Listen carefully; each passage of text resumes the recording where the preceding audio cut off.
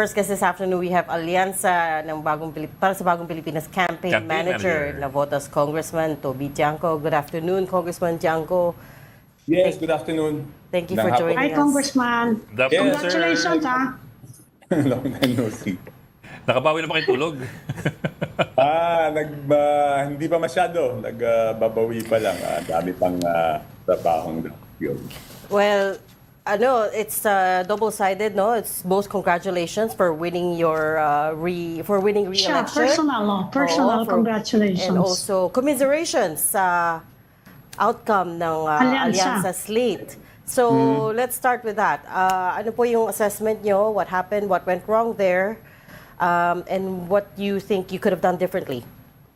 Okay, number one, syempre, this is the reason why I've been avoiding interviews during the campaign. Now, if you notice, I never granted interviews during the campaign because there are questions that I wouldn't have been able to answer. May mga tanong na talagang hindi ko kayang sagutin noong kampanya dahil makakasama doon sa aming kampanya.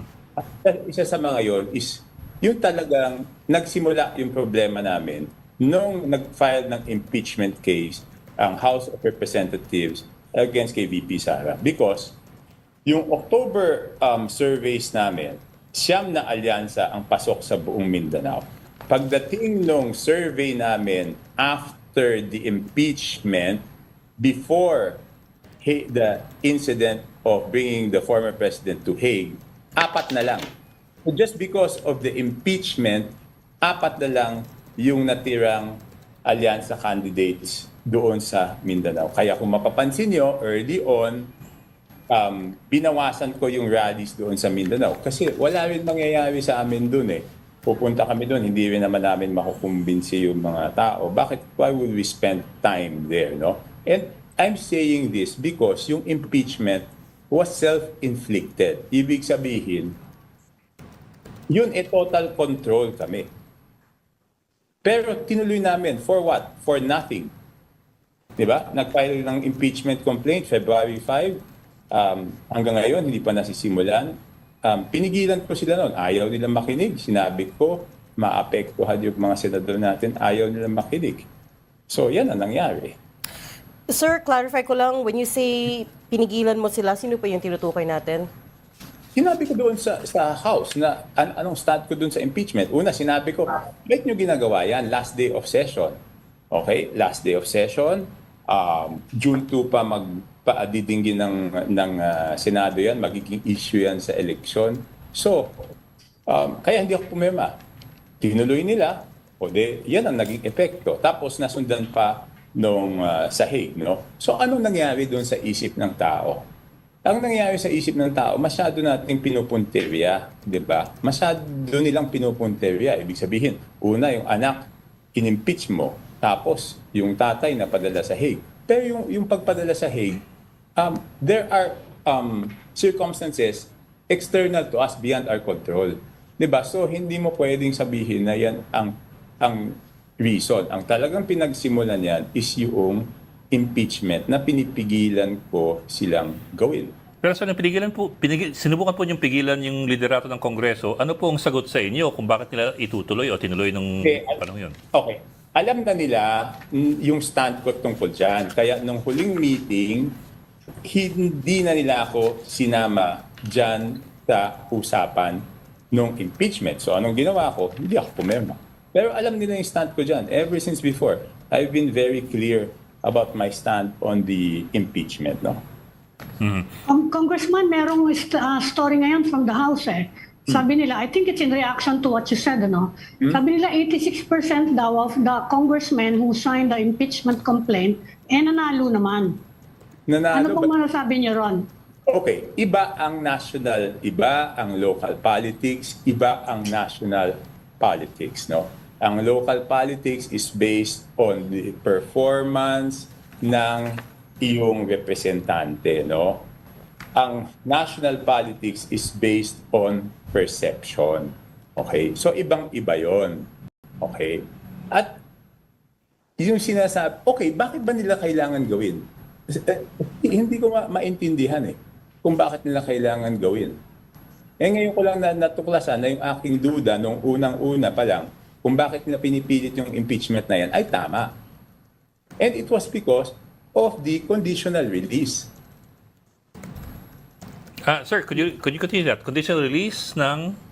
Di ba, okay. Di ba saan ba nagsimula yung problema ng administrasyon? Nagsimula yung problema ng administrasyon nung hindi nila sinunod yung budget ng Pangulo. Ang Okay. nangyari, hindi nila sinunod, ang dami-dami lang ginalaw. Later on, nagpasa sila ng budget na ayaw ng Pangulo.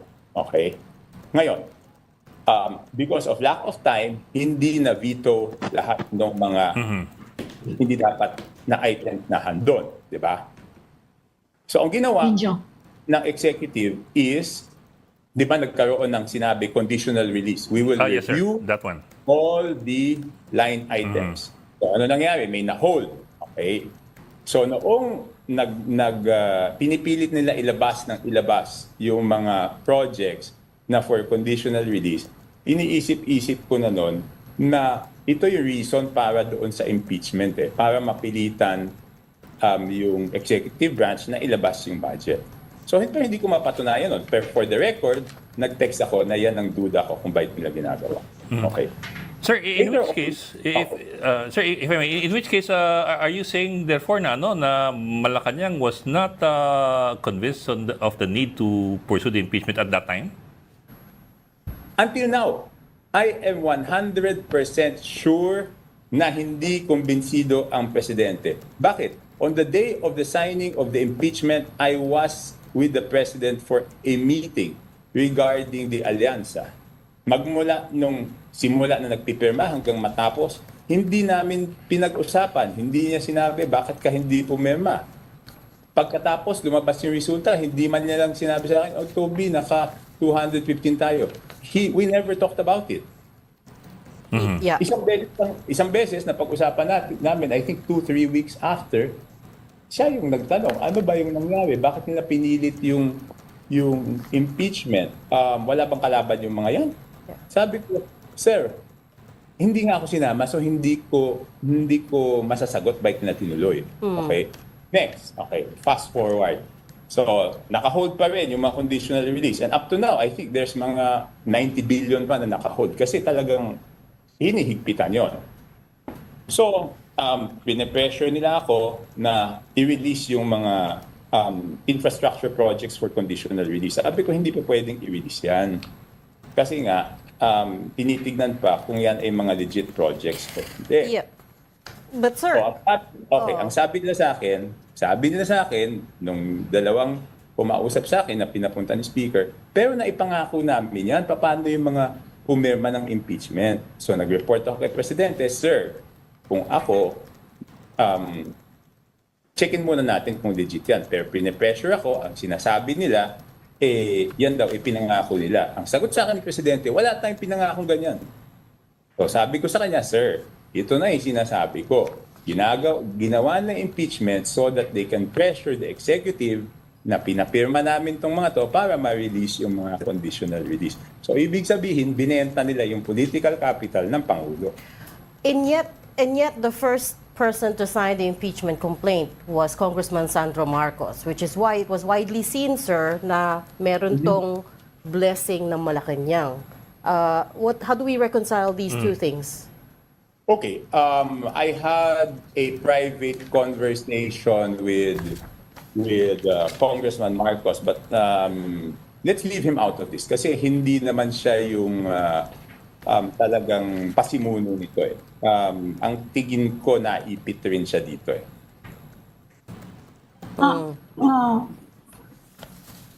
Sir, could you at least qualify that? What do you mean by Ken, naipit could you siya please dito? pakiulit lang. Hindi, okay. I had a private conversation with him Yes, sir. regarding this. Let's leave him out of this kasi hindi naman siya yung nagpasimuno ng impeachment. Sa tingin ko, na Ang sabi sa... siya dito. You're saying na... So you're refuting kasi yung sabi ng iba, part of the reason daw na hindi lumabas nga, hindi nagkaroon ng sweep yung alyansa, hindi daw na-roll out yung administration machinery. No. One of the reasons, Sean. Okay, paano ma-roll out yung administration machinery when the candidates themselves were fighting for survival? Di ba? There is a negative sentiment. Ikaw tumatakbo ka. Will you take the risk? No candidate will take the risk. He will think first of his own survival. Di ba? How can you, lalo na kung emosyon ang nananaig sa tao. Kasi yung emosyon, hindi mo pwedeng paliwanagan yung emosyon. So kung ikaw kumakandidato, kahit sabihin mo na mahina yung kalaban niya, will you take the risk? Yung impact, isa pa sir na tinuturo nila, yung impact nung controversy over the national budget na kasi ang pinaka-direct hit talaga doon yung House eh. You think may tama yon yung observation na yon na may impact nga siya doon sa nangyari sa alyansa? May impact yung okay. Yung doon sa national budget, ang sinasabi ko, ang problema ko doon sa national budget is yun na naman, wala namang kasalanan ng presidente doon later on, nung napunta sa kanya, pati siya nagkaroon ng hit yung political capital niya, di ba? At syempre, pag nagkaroon yung hit ng political capital ng presidente, pati yung endorsing power ng presidente, magkakaroon ng hit, di ba? That's the natural consequence. Pero, tignan natin yung Mindanao kasi. Yung Mindanao, talagang nagkaroon sila ng unifying factor doon, magmula nung final yung Pero sir, it sounds almost as if the president is so passive. Kasi typically, the president would have a supermajority in Congress, not the other way around, na a supermajority has a president in Malacanang. Di ba? Usually ganun yung dynamics yun eh. So it almost sounds as if the president is not on top of things and that he's just being pulled and pushed around. The president is on top of things, but alam mo naman yung presidente natin, napakabait, pasensyoso. Some people take advantage of his goodness and kindness. You know, he's a very gentle creature, di ba? So when you say that they used up his political capital, It's his gentleness, his kindness. oo. So sir, when you say they used up the president's political capital, the natural next question there is why didn't he do something about it? Right? Why didn't the people around him do something about it? If they But can he already did, see diba? this is going on. It is his supermajority to begin with anyway. Yan ang ginawa niya, di ba? Hanggang ngayon, hindi naman pa rin i-release yung insertion, yung conditional, yung congressional insertion eh. Okay, out of the 209 billion na inserted by the House, ang nare-release lang is over 100 million. So may 90 billion pa doon na nakahold. So he exercised his executive power. Hindi natin pwedeng sabihin. Hindi lang namin ito sinasabi, di ba? People think na pinalusot lang niya yung budget. He did not.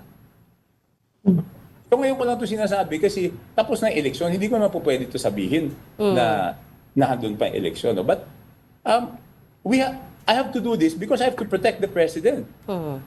No, he's being blamed for things na hindi naman niya kasalanan.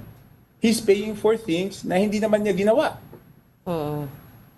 But on the downside, sir, you understand that this will also make him look like he does not have control over the whole system, the whole machinery. No, that's why I'm speaking out now because no one is speaking out. You know, we were put in a situation, nalagay kami sa sitwasyon na eleksyon eh, di ba? Hindi naman po pwedeng palabasin. O, paano ko naman, kayo na lang magsabi sa akin, nagpa-interview ako sa inyo during election period. Pwede ko ba sabihin itong mga bagay na to? Masabihin na hindi release yung mga pondo para lang patunayan na talagang ano. Siyempre, there are things that we have to finish first. Pagtapos mga bagay na yan, now I have to protect him. I have to say that hindi niya talaga pinayagan. So now it's very clear he was unhappy about the budget and he is doing something about it. Hindi totoo yung sinasabing pinalusot niya. Hindi niya pinalusot.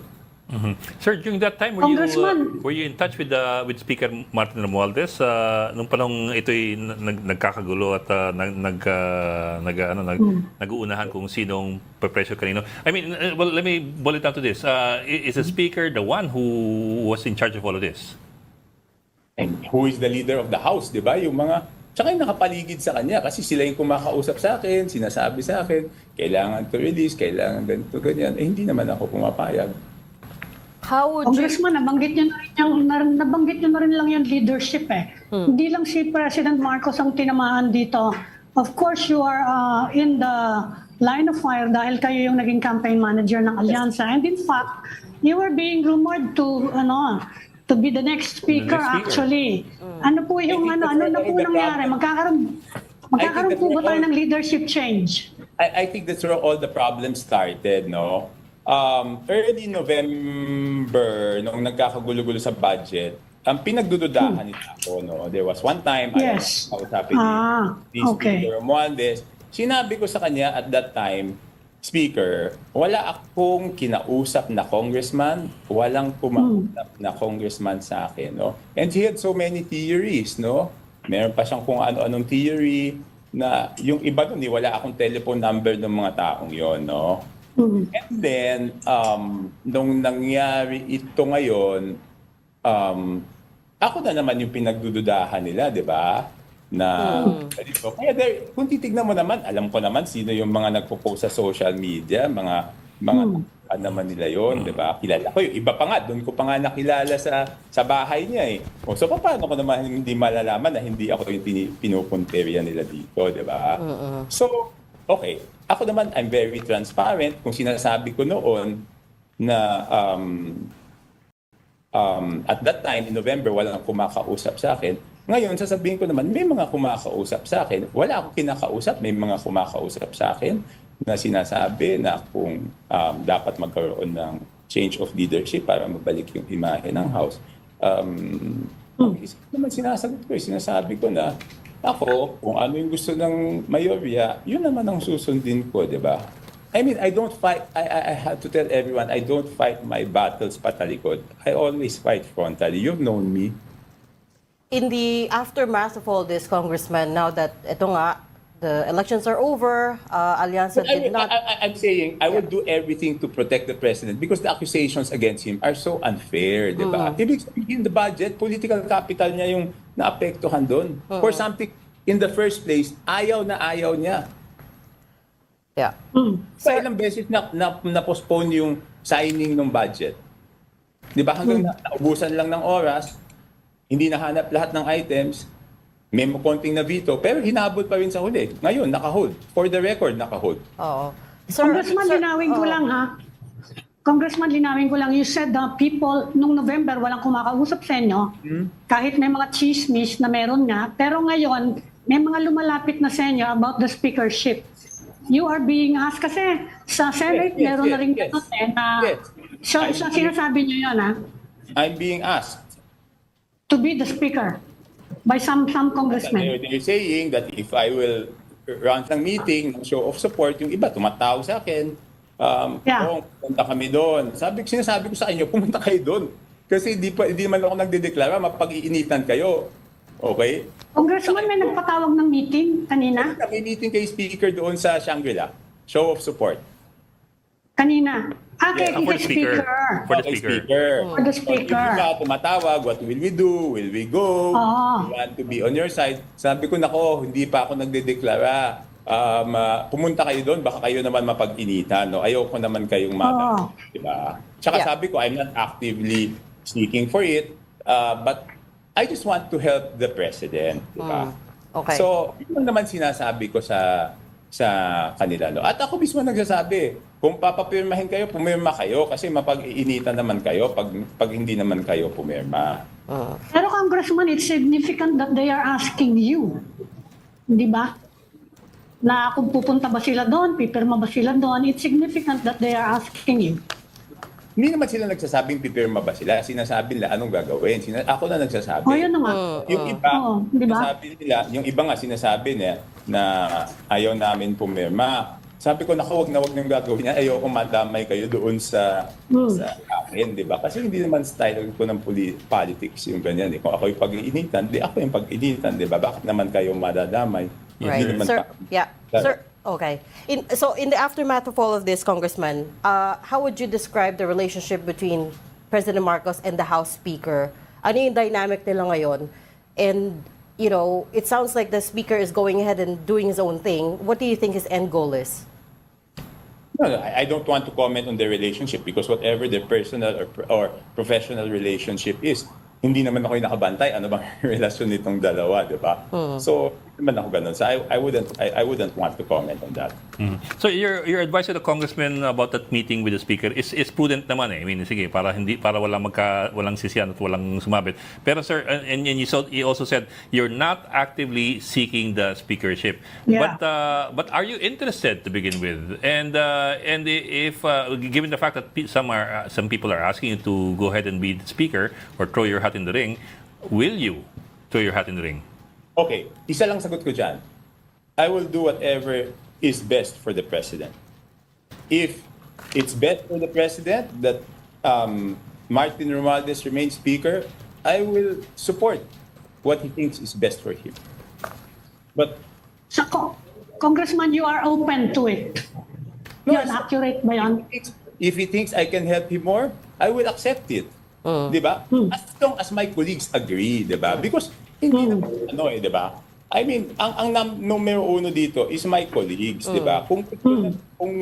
Okay, number one, kung gusto ng karamihan ng colleagues ko at yan ay makakabuti sa presidente, siyempre tatanggapin ko. Pero ang number one dito, ano ba yung desisyon ng mayorya ng aking kasama sa Kongreso? Kasi tsaka pa lang tayo makakapunta sa presidente pag meron tayong mayorya ng kasama. Di ba? Pag meron tayong mayorya ng kasama, sabi natin sa presidente, ito po yung gusto ng karamihan ng ating kasama. Ito po, kung okay sa inyo, itutuloy natin, di ba? Ganun lang naman. Sir, pahabol na lang po kasi you said kanina na pagkatapos ng impeachment in your surveys apat na lang yung pumapasok na senatorial best ng alyansa. So mukhang mas accurate yung survey niyo kasi yung mga survey na nakuha namin. Oo nga. Hindi, sinasabi ko sa Mindanao, sa Mindanao to, sa Mindanao. I'm talking about Mindanao. Sa Mindanao. Okay. Apat na lang yung pumapasok nationwide. Kung sinasabi ko, before the impeachment, siyam yung alyansa candidates na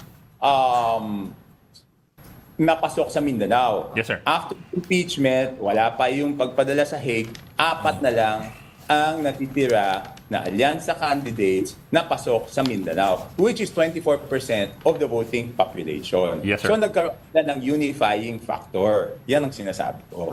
Mukha naman they voted straight. Sorry, we have to let you go because I understand you have another interview, no, Congressman? Pero Yes. sana we can Yes. have you back again. Yes, sir. There's a lot more to talk Interesting about. discussion. Oo, there's a lot more to talk about. And Pwede sana- isa na lang. Oh, sige, Yeah, 30 seconds. Congressman, have you talked to President Marcos about this na feeling niya hindi siya naproteksyonan?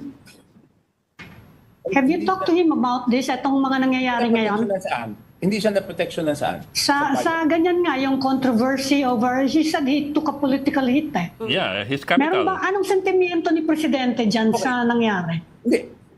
Sa kanya naman, it's more than the political hit. For him, hindi talaga maayos yung budget. Okay? Kaya, ang mahalaga, yung sinasabing wala siyang ginawa dahil pinabayaan niya yung budget at hindi niya binito. Ngayon, merong for conditional release. Kalahati pa lang nung na-insert yung na-release. No? Number two, yung sinasabing impeachment, hindi niya talaga gusto yan. At number three, napaliwanag ko naman sa kanya kung ano yung dahilan doon sa impeachment. Yes. No? And again, Isa na lang, would he be open to a leadership change in the House? Sa tingin ninyo? Actually, yun na yung last Si question ko. President Marcos. Oo. And the last question to add to that, sir, is between the two of you, kayong dalawa, nakapag-usap na po ba kayo about the possibility of you being the next speaker? Who? Me and The Speaker president. Yes. No, No, the no, president. No. The president. Marcos. Alam mo, I've been loyal to all my bosses. I don't preempt my bosses. I don't put them on the spot. Diba? I just want to remind everyone of my political history. I was with ERAP. ERAP was removed from office. I never joined GMA until she left office. Okay? I was for ERAP in 2010. ERAP did not win. I did not join Pinoy when he was in office. I was Yes. Pinay in 2016. Binay did not win. I did not transfer to Duterte Okay. when Duterte won. So I remain loyal to my bosses. I don't compromise them. I don't put them in a difficult situation. I don't preempt them. I do what is good for them, and I will stay loyal to them always. Okay. On that note, maraming salamat for your time and your honesty Thank you, as a sir. campaign manager. And I've always been honest. That's why I couldn't appear in your show during the elections kasi hindi naman Hindi. ako pwede magmaling, di ba? Hindi, So sir. the best- Na-interview na kita during the campaign. Well, slightly before sa The Big Yeah, Story. slightly before you interviewed me, Oo. but that was about the pre-campaign yata. Hindi, But when hindi. things I asked were you- going rough, No, I yeah, asked you about why you didn't sign the impeachment complaint. Sabi mo at that time, you didn't have time kasi minadali nila. So, That was now- also one reason, di ba? Yeah. How can you read gaano kakapal na dokumento? Oo. Hindi ko naman nabasa di ba? Pero may duda na ako. You asked me at the time why I did not sign. Yes. You did not ask me at the time why I thought they pushed through with it. So now I'm telling you why I think they pushed through with it. Okay, and yun nga, we appreciate your candidness. Thank you so much for your time. The Botas Yeah, that's why Congressman. if I cannot answer your questions, I would rather not appear than lie. The Salamat Botas po, Congressman Congressman. Tobitano. Thank you. Maraming salamat, Okay, sir. okay. Yeah. Sige, salamat. Thank you.